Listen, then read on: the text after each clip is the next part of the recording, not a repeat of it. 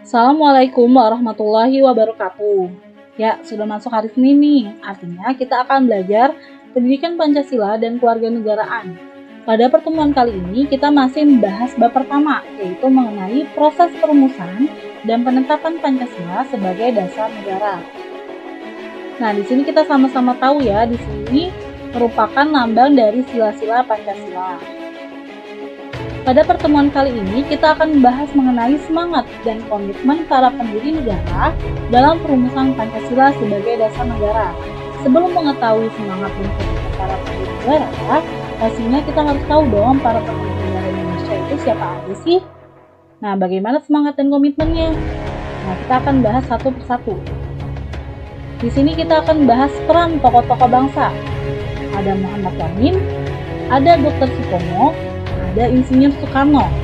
Ketiga tokoh ini merupakan tokoh penting dari sidang BPU PKI pertama. Kenapa penting? Karena ketiga tokoh ini memberikan gagasan yang mengenai rumusan dasar negara yang akan dibentuk di Indonesia. Pada pertemuan kali ini kita akan membahas tokoh-tokoh ini dan beberapa tokoh lainnya. Muhammad Yamin. Pemikirannya diberi judul Asas dan Dasar Negara Kebangsaan Republik Indonesia. Yang kedua, ada Dr. Supomo, pemikirannya tentang teori integralistik atau paham negara kesatuan. Maksudnya apa sih teori integralistik?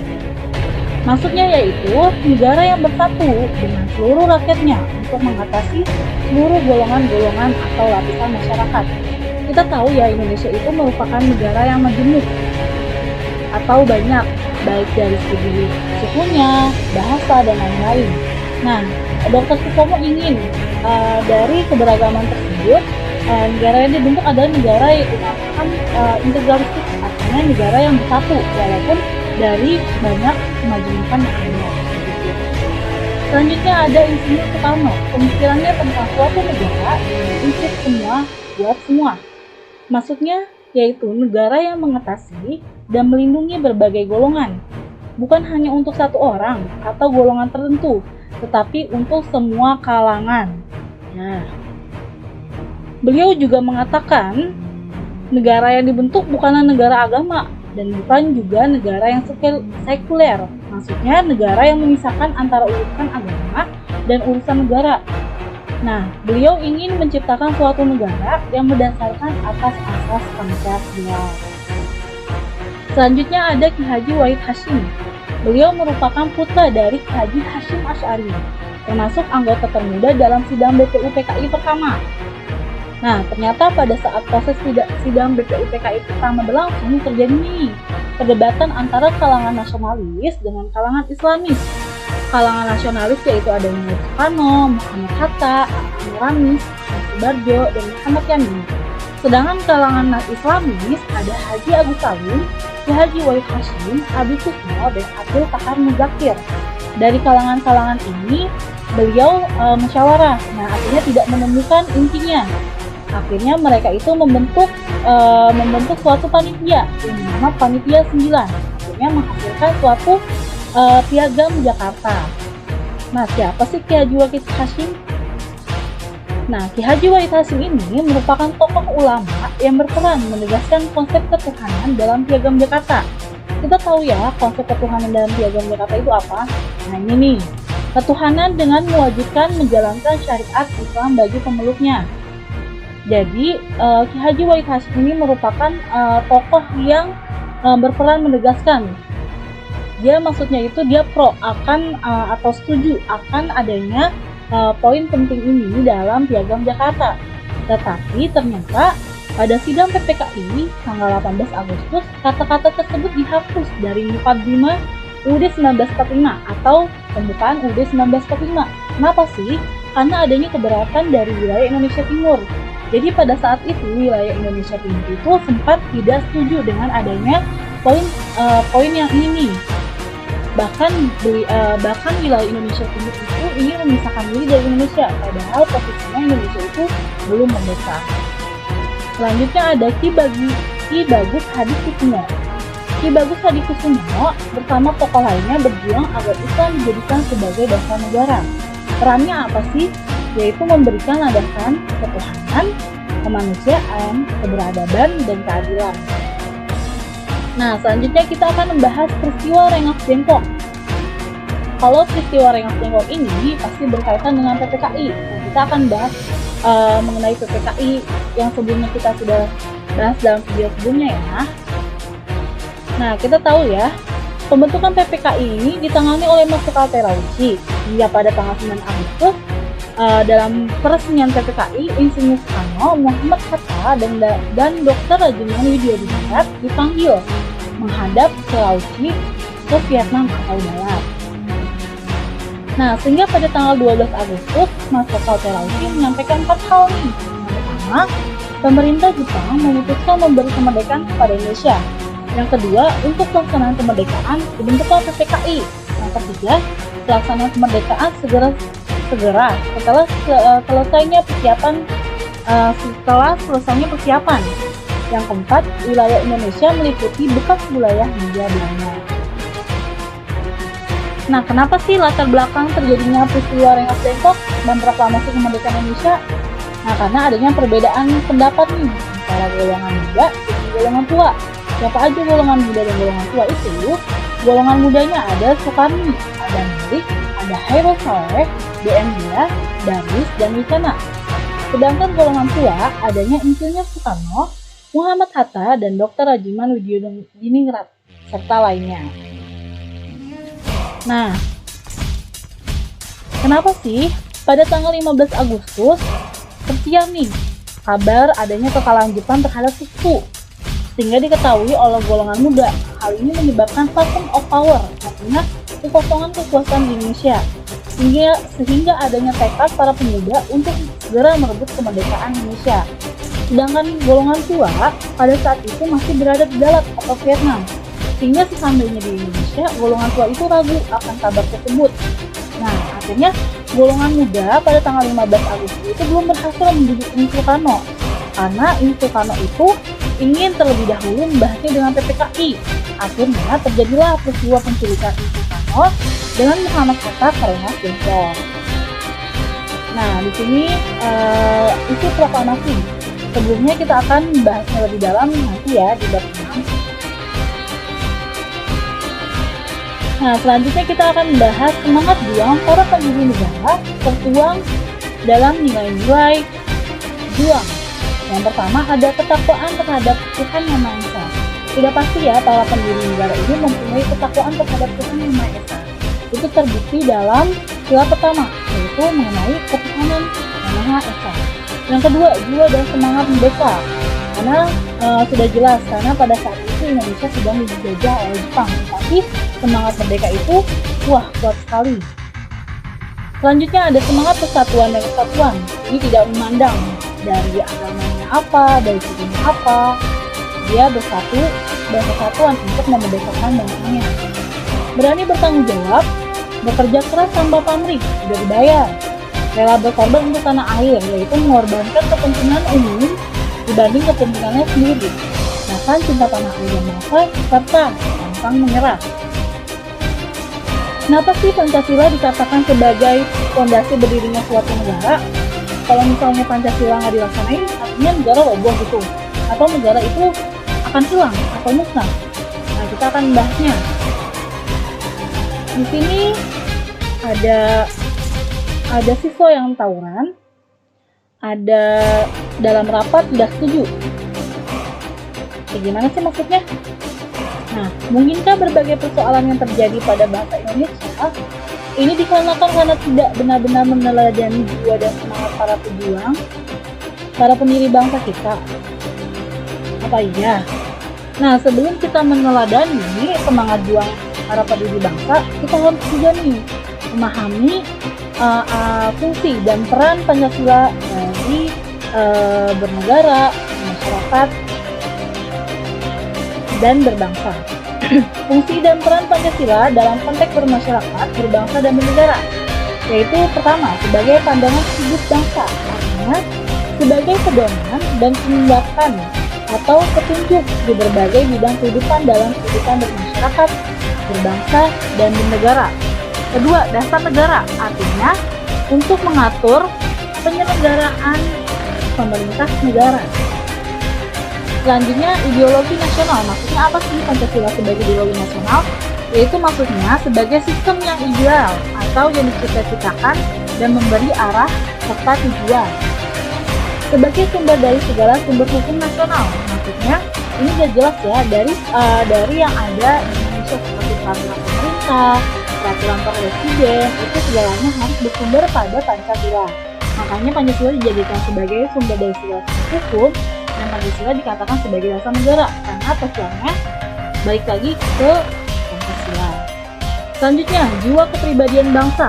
Maksudnya Pancasila ini memberi corak atau ciri yang khas yang membedakan antara negara yang satu dengan negara lainnya. Wah, Indonesia punya ciri khas nih. Nah, sehingga dari Pancasila itu Indonesia bisa mempunyai ciri khas tersendiri. Selanjutnya, tujuan yang ingin dicapai. Sudah jelas ya, adanya tujuan yang ingin dicapai, yaitu ingin tercapainya masyarakat yang adil dan makmur, serta ingin mendirikan suatu negara yang merdeka, berdaulat, serta bersatu, serta adanya keinginan untuk perkehidupan bangsa yang tentram, tertib, dan damai. Selanjutnya, apa sih upaya nyata seorang pelajar dalam meneruskan semangat dan nilai-nilai Pancasila? Nah, kalian harus tahu nih, sebagai seorang pelajar, kalian harus apa untuk meneruskan semangat dan nilai-nilai Pancasila? Nah, ini ada contoh nyatanya dari kakak kelas kalian yang sudah mengikuti perlombaan-perlombaan di sekolah sehingga mendapatkan prestasi-prestasi. Nah, tapi jangan lupa ya, mendapatkan prestasi itu penting, tapi yang penting adalah akhlak. Nah, upaya nyata seorang pelajar dalam meneruskan semangat dan nilai-nilai Pancasila apa aja? Yang pertama, belajar dengan rajin dan sungguh-sungguh. Itu udah pasti ya, kalian harus belajar dengan rajin, apalagi lagi pandemi ini. Kalian harus tetap semangat. Kedua, tidak memaksakan kehendak orang lain. Misalnya kalian berteman, mempunyai teman dari non-agama Islam. Kalian memaksakan nih untuk dia itu pindah agama ke agama Islam. Kita tidak boleh memaksakan kehendak kepada orang lain. Selanjutnya, saling menghormati perbedaan. Kita udah jelas nih, banyaknya suku, banyaknya bahasa, budaya, dan lainnya. Kita harus saling menghormati perbedaan itu. Tidak semena-mena terhadap orang lain, tidak melecehkan orang lain, tidak membuli orang lain, dan tidak merendahkan seseorang karena derajat kita sama di mata Allah. Selanjutnya, hal-hal yang dapat diteladani dan diteruskan terkait komitmen para pendiri negara dan tokoh sebagai wujud Pancasila dalam kehidupan bermasyarakat, berbangsa, dan bernegara. Yang pertama ada musyawarah. Nah, musyawarah ini merupakan hal yang sangat diperlukan dalam menyelesaikan suatu masalah sehingga dapat mencapai tujuan bersama. Ini udah jelas ya, para pendiri negara ini melakukan musyawarah. Hal ini terbukti dari adanya sidang BPU PKI pertama, kedua, dan sidang PPKI dari pertama sampai ketiga. Yang kedua, menghargai pendapat. Nah, menghargai pendapat ini merupakan kunci keberhasilan suatu musyawarah. Contohnya nih, seperti adanya Piagam Jakarta, yaitu ketuhanan dengan kewajiban menjalankan syariat Islam bagi pemiliknya. Nah, karena adanya perbedaan pendapat nih, akhirnya musyawarah lagi. Nah, akhirnya sepakat untuk menggantinya menjadi ketuhanan yang Maha Esa. Itu diperlukan adanya menghargai pendapat. Toleransi dan pengarasa. Pengarasa maksudnya saling menghargai dan menghormati. Nah, toleransi sendiri yaitu sikap saling menghormati antar sesama pemeluk agama. Intinya, jadi kita harus bertoleransi dan mempunyai perasaan kemanusiaan. Bersatu dan bekerja keras, itu sudah pasti ya, para pendiri negara itu benar-benar bersatu dan bekerja keras untuk memerdekakan negara Indonesia. Nah, hemat. Kenapa sih para pendiri ini dikatakan hemat? Karena pada saat itu beliau itu punya prinsip, jangankan mau berfoya-foya, mereka aja bertemu keluarga, sanak saudara sudah sulit karena pada saat itu negara Indonesia itu pada saat itu sudah mengalami penjajahan. Jadi kalian nih jangan sampai kalian malah hedonisme atau kalian tuh membeli sesuatu itu yang kalian butuhkan, bukan kalian yang butuhkan tapi kalian inginkan. Selanjutnya ada semangat nasionalisme. Semangat nasionalisme adalah semangat yang dilandasi rasa cinta terhadap tanah air, bangsa, dan negara. Begitu. Di sini semangat nasionalisme itu harus mengesampingkan sukuan, perbedaan etnis, budaya, primordialisme, dan lainnya. Selanjutnya ada semangat rela berkorban, itu sudah pasti karena mereka itu sudah berkorban baik tenaga, pikiran, waktu, harta, dan jiwa, bahkan raganya. Nah, selanjutnya ada semangat pantang menyerah. Nah, di Indonesia ini para pendiri nggak menyerah loh. Kenapa nggak menyerah? Karena sudah dijajah, sudah adanya kayak pemberian janji kemerdekaan, tapi omongan belaka. Nah, akhirnya mereka tetap semangat untuk memerdekakan Indonesia, serta adanya perlunya ketakwaan kepada Tuhan Yang Maha Esa. Sudah jelas ya, karena Indonesia sendiri merupakan negara yang percaya adanya Tuhan Yang Maha Esa. Ini terbukti adanya kata dari Muqaddimah UUD 1945 atau pembukaan undang-undang, yaitu atas berkat rahmat Allah yang Maha Kuasa dan dengan didorongkan oleh keinginan luhur supaya kehidupan kebangsaan bebas, maka rakyat Indonesia mengatakan ini kemerdekaan bebas, dan Indonesia itu merupakan negara yang percaya akan adanya Tuhan Yang Maha Esa. Selanjutnya, selain meneruskan komitmen para pejuang nasional, ada banyak hal yang harus dihindari. Yang pertama, sikap percaya diri, sikap tidak percaya diri dan gamang dalam menghadapi perubahan. Gamang itu takut ya, maksudnya kalian tuh harus pede, jadinya ini harus dihindari kalian nih. Kalian gak pede atau kalian takut menghadapi perubahan. Kalau misalnya kalian takut menghadapi perubahan, itu kalian akan mengalami ketertinggalan dengan masyarakat lainnya atau bahkan dari masyarakat di luar negeri dan lainnya. Budaya instan atau cepat saji, kita harus mencari nih budaya-budaya yang masuk ke Indonesia. Kita ambil yang baiknya dan kita buang yang negatifnya. Sikap acuh tak acuh terhadap nilai luhur Pancasila. Wah, ini nih yang bahaya. Kenapa bahaya? Karena kan Pancasila dijadikan sebagai fondasi suatu negara. Kalau misalnya Pancasila kita acuhkan, itu suatu negara itu akan bisa dikatakan tidak berhasil. Kenapa? Pendiri negara sudah membentuk Pancasila nih, tapi masyarakatnya itu malah acuh terhadap nilai Pancasila. Nah, ibaratnya sudah dibentuk dinding nih, tapi dirobohkan karena kalian itu tidak melaksanakan nilai luhur Pancasila. Yang pertama, contoh sikap acuh tak acuh terhadap nilai Pancasila yang sama. Ini lambangnya ya, bintang. Contohnya melakukan korupsi, kolusi, dan nepotisme. Yang kedua, melakukan tindakan kriminal yang merugikan bangsa. Apa sih KKN? Korupsi, maksudnya penyalahgunaan uang negara. Kolusi, maksudnya kerjasama rahasia dengan maksud tidak terpuji. Dan nepotisme, kecenderungan untuk mengutamakan sanak saudara. Nah, di sini misalnya ini masuk kerja. Wah, ini bahasa kalian misalnya sogok, kan? Ingin mendapatkan sesuatu tapi dengan uang gitu. Selanjutnya nepotisme, maksudnya suaminya nih mantan bupati, istrinya bupati sekarang. Lanjut lagi, bupati sebelahnya ke bupati sebelahnya anaknya, menantunya jadi bupati kabupaten sebelahnya lagi. Ini merupakan nepotisme, artinya mementingkan sanak saudaranya untuk mendapatkan suatu jabatan. Contoh sikap acuh sila kedua, ini lambangnya bintang.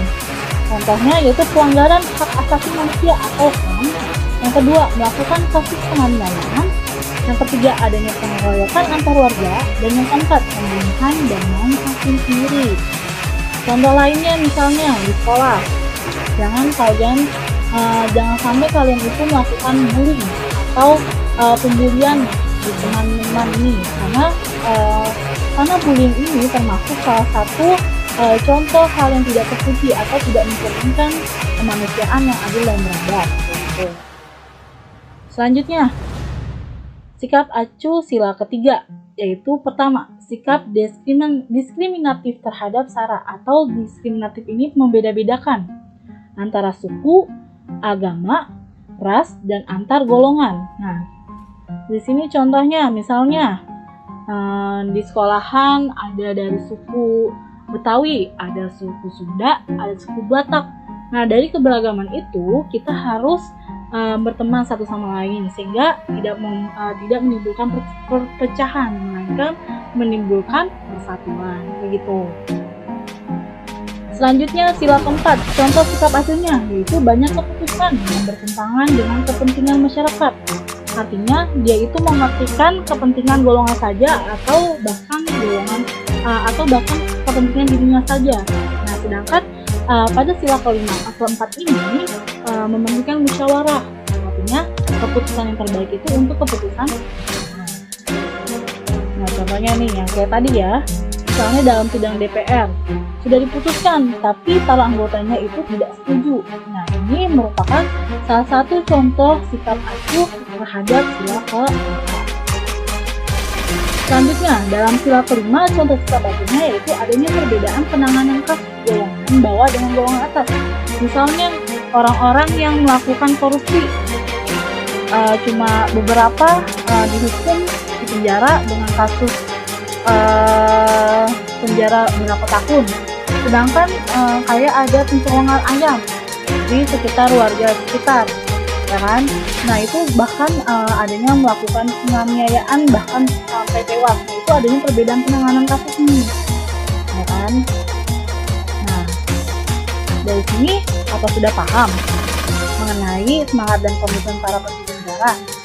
Kalau misalnya sudah paham, kalian bisa lanjut melakukan tes selanjutnya ya. Kalau misalnya ada beberapa pertanyaan, bisa langsung menanyakannya via grup atau via chat WA ya.